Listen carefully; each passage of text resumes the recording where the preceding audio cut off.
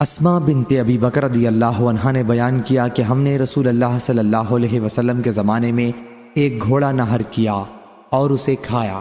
صحیح بخاری حدیث نمبر 5510۔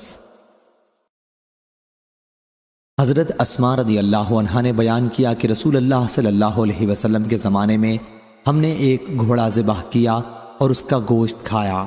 اس وقت ہم مدینہ میں تھے۔ صحیح بخاری حدیث نمبر 5511۔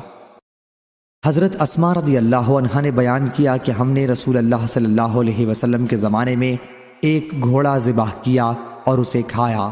صحیح بخاری حدیث نمبر 5519۔ اللہم صلی علی محمد وعلی آل محمد۔ میں نے جب یہ حدیثیں پڑھی تو میں اپنے مسجد کے امام کے پاس گیا تو ان سے پوچھا کہ سر یہ کیا حدیثیں صحیح نہیں ہیں یا پھر کوئی اور بھی احادیث ہیں کہ یہ پہلے حلال ہو پھر اس کو جو ہے وہ مکروہ یا جو ہے وہ حرام قرار دیا گیا ہو، کیونکہ جہاں پہ تک ہمیں پتہ تھا گھوڑا کھانا حرام ہے تو انہوں نے کہا نہیں حرام تو نہیں ہے، یہ مکروہ ہے۔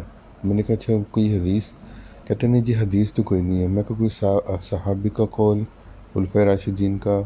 تو وہ کہتے نہیں جی وہ بھی نہیں ہے۔ تو میں نے کہا تو پھر یہ مکروہ کیسے ہو گیا؟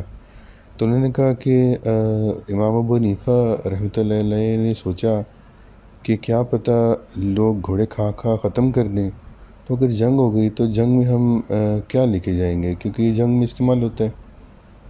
تو میں نے کہا سر اس کا مطلب ہے کہ کل کو بکری جو ہے وہ اگر ہم شدت سے کھانا شروع کر دیں تو کوئی بڑا عالم یا بزرگ کوئی اٹھ کے تو وہ یہ کہے گا کہ بکری کھانا اسے مکروہ ہے، کہیں بکری ختم نہ ہو جائے، تو ہم دودھ کس کا پئیں گے، یا اس طرح کو کوئی جو ہے نا وہ چیز بنا دے۔